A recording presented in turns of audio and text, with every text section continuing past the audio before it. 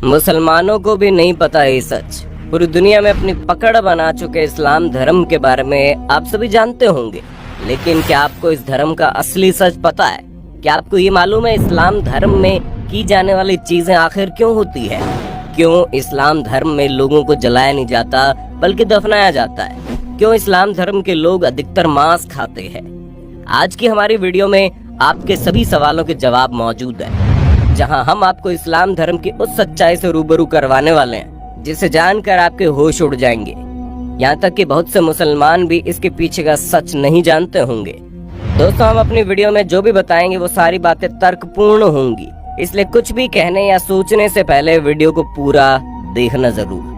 दोस्तों, इस्लाम धर्म का सच जानने के लिए सबसे पहले आपको रामायण के बारे में पता होना चाहिए कि रामायण में सभी राक्षसों का वध किया गया था, लेकिन सिर्फ शूर्पणखा का वध नहीं किया गया था।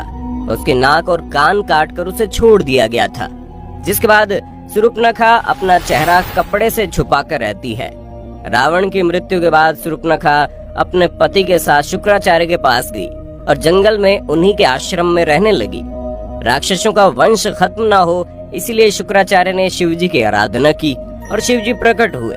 शिव जी ने अपना स्वरूप शिवलिंग शुक्राचार्य को देकर कहा कि जिस दिन कोई हिंदू इस शिवलिंग पर गंगा जल चढ़ा देगा, उस दिन राक्षसों का नाश हो जाएगा। तब तक के लिए जो राक्षसों का वंश है वो इसी तरह चलता रहेगा। अब शुक्राचार्य चाहते थे कि कोई भी उस शिवलिंग तक ना पहुँचे और राक्षसों का वंश कभी खत्म न हो, इसलिए शुक्राचार्य ने डर की वजह से शिवलिंग को हिंदुओं से दूर रेगिस्तान में स्थापित कर दिया, जो आज अरब के मक्का मदीना में स्थित है। और इसलिए लोगों द्वारा कहा जाता है कि मक्का मदीना में एक शिवलिंग है जिस पर गंगा जल चढ़ाने पर पृथ्वी की पूरी काया पलट हो जाएगी। हालांकि सालों से कई सारे एक्सपर्ट इस बात से इनकार भी करते हैं, लेकिन अगर पौराणिक कथाओं की माने तो ये वही शिवलिंग है जिसे शुक्राचार्य ने हिंदुओं से बचाए रखने के लिए रेगिस्तान में छुपाया था। और इसी वजह से कोई भी हिंदू मक्का मदीना के अंदर प्रवेश नहीं कर सकता, क्योंकि अगर किसी हिंदू ने अंदर मौजूद शिवलिंग पर गंगा जल डाल दिया तो शूर्पणखा के वंशजों का विनाश हो जाएगा। शूर्पणखा जो आज उस समय अपना चेहरा ढककर रखती थी, वो परंपरा उसके वंशजों ने पूरी तरह निभाई। आज भी इस्लाम धर्म को मानने वाली औरतें अपना चेहरा ढक कर रखती हैं। और ये सुनकर आपको धक्का जरूर लगेगा, लेकिन शूर्पणखा के वंशज आज मुसलमान कहलाते हैं, क्योंकि शुक्राचार्य ने उन्हें वरदान दिया। इस वजह से विशेष तौर पर मुसलमान शुक्रवार को महत्व देते हैं। इन सारी चीजों को जानने के बाद आपके दिमाग में सिर्फ एक सवाल आ रहा होगा कि आखिर इस्लाम कैसे पैदा हुआ। तो दोस्तों, आपको बता दें, इस्लाम कोई धर्म नहीं है, वो एक मजहबी दिनचर्या है। दोस्तों, वहाँ पर मजहब का मतलब होता है अपने कबीले के गिरोह को बढ़ाते चले जाना, यानी कि अपने कबीले में रहने वाले लोगों की संख्या को बढ़ाते रहना। दोस्तों, ये तो हम सभी जानते हैं कि इस्लाम धर्म की स्थापना करने वाले मोहम्मद अरब के वासी थे, और अरब के देशों में सिर्फ और सिर्फ रेगिस्तान पाए जाते हैं। वहाँ जंगल तो छोड़िए, हरियाली भी नहीं होती, लेकिन वहाँ पर मुश्किल से इक्का दुक्का ही पेड़ पौधे नजर आते हैं। और इसी वजह से वहाँ पर लोगों के मरने के बाद उन्हें जलाने के लिए लकड़ियाँ न होने के कारण मृत शरीर को जमीन में दफना दिया जाता है। अब रेगिस्तान में हरियाली तो है नहीं, इसी वजह से वहाँ पर हरा चटक रंग देखकर इंसान चला जाता है, जो कि सूचक का काम करता है। इसी वजह से इस्लाम धर्म में हरे रंग को इतनी ज्यादा महत्वता दी जाती है। अरब देशों में पड़ने वाली गर्मी किसी की भी हालत खराब कर सकती है। वहाँ के लोग तेज धूप में रेगिस्तान में सफर करते थे, और इसी वजह से वहाँ पर लोग अपने सिर को ढकने के लिए टोपी पहनने लगे, ताकि धूप की गर्मी से वो लोग बीमार ना पड़े। और ये प्रथा आज भी चली आ रही है, जहाँ पर अरब के देशों में देखेंगे कैसे लोग अपने सिर पर कपड़ा बांध कर रखते हैं, ताकि धूप की गर्मी उन्हें नुकसान न पहुँचा पाए। अरब के देशों में पानी की बहुत ही ज्यादा कमी देखने को मिलती थी। ऐसे में लिंग यानी मूत्र मार्ग को साफ करने में पानी खराब न हो, इसलिए वहाँ के लोग यानी कि इस मजहब के लोग अपना खतना करने लगे। दोस्तों, खतना जो प्राइवेट पार्ट होता है उसका आगे वाला हिस्सा काट दिया जाता है, और ये चीज अभी तक चलती आ रही है। सब लोग एक ही कबीले में खानाबदोश होते थे, इसलिए आपस में भाई बहन की निकाह कर देते थे। उन्हें शादी करने के लिए कहीं दूर रिश्ता ढूंढने की जरूरत नहीं होती थी, पर हाँ, वो लोग शादी करने से पहले इस बात का जरूर ध्यान देते थे कि जिसके साथ वो शादी कर रहे हैं वो उसका सगा भाई या बहन ना हो, अगर कोई चाचा या मामा वगैरह का लड़का या लड़की है तो उसके साथ ये लोग आराम से शादी कर देते थे। बस शर्त ये होती थी कि जिस शख्स से इस्लाम धर्म में शादी होती थी उसका जन्म आपकी माँ की कोख से न हुआ हो। अब अगर बात की जाए खान पान की, तो आप जानते ही हैं कि अरब के देशों में रेगिस्तान के अलावा आपको और कुछ देखने को नहीं मिलेगा। वहाँ खेती बाड़ी करना या फिर फलों को उगाकर खाना असंभव था। इसी वजह से वहाँ के लोग जानवरों को मार कर अपना भोजन बनाते थे और वही परंपरा आज तक चली आ रही है। भले ही आज हर जगह गेहूं, चावल, फल फ्रूट पहुँच सकते हैं, लेकिन फिर भी इस्लाम धर्म के ज्यादातर लोग पुराने समय की तरह ही जानवरों को मारकर खाना पसंद करते हैं।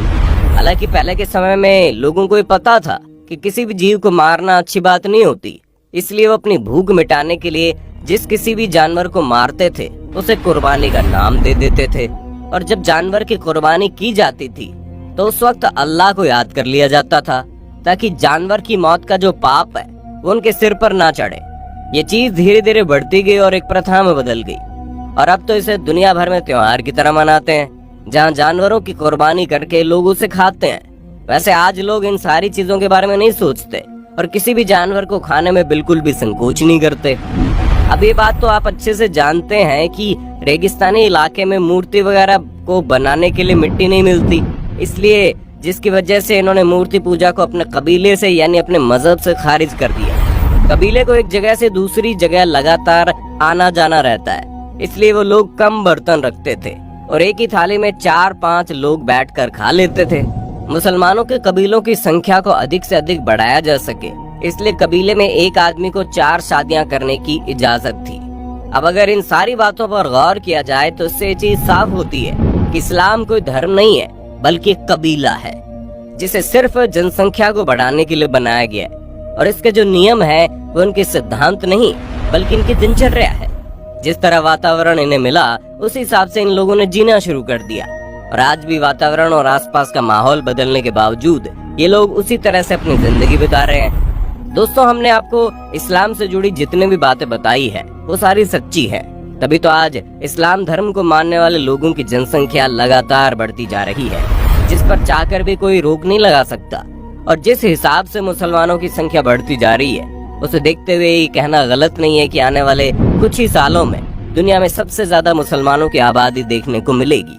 अब हमारे बहुत से मुसलमान भाई बहनों को ये सारी बातें सुनकर बुरी लग रही होंगी, हम उनके धर्म को इस तरह से कह रहे हैं, पर दोस्तों हमारा इरादा किसी भी धर्म को ठेस पहुंचाना नहीं है, बल्कि हम तो आपके सामने कुछ ऐसे फैक्ट्स रख रहे हैं जो पूरी तरह से लॉजिकल है, और अगर आप उस पर गौर करेंगे तो आपको समझ में आएगा कि हम जो कह रहे हैं वो वाकई में सच हो सकता है। और इन सब की सबसे ज्यादा हैरान करने वाली बात ये है कि इस्लाम धर्म को मानने वाले लोग खुद भी ये नहीं जानते हैं कि वो इस तरह की सोच क्यों रखते हैं, और क्यों इस्लाम धर्म को मानने वाले अधिकतर लोग दूसरे धर्म को कम समझते हैं। हम ऐसा नहीं कह रहे कि मुसलमान लोग ही अपने धर्म को ऊंचा रखते हैं और बाकी लोग अपने धर्म पर ध्यान नहीं देते, बल्कि हिंदू से लेकर सिख और ईसाई तक हर धर्म के लोग अपने धर्म को महत्व देते हैं। किसी भी धर्म में, फिर चाहे वो इस्लाम धर्म ही क्यों ना हो, उसमें दूसरे धर्म को नीचा दिखाना नहीं सिखाया गया है। लेकिन फिर भी मजहब के नाम पर दंगे होते हैं, जबकि चाहे हिंदू हो या मुसलमान, किसी को भी ये नहीं पता कि उनकी शुरुआत कहाँ से हुई, और जो सिद्धांत और नियम कानून वो सीख रहे हैं वो किसने बनाए और किस लिए बनाए। लोग तो सिर्फ आंख बंद करके अंधों की तरह उन्हें मानते जा रहे हैं, परंतु उसके पीछे का सच किसी को नहीं पता। अब आपका इसके बारे में क्या कहना है कमेंट में बताना, और इसी तरह की वीडियोस को देखते रहने के लिए चैनल को सब्सक्राइब करना बिल्कुल ना भूलें। धन्यवाद दोस्तों। आपकी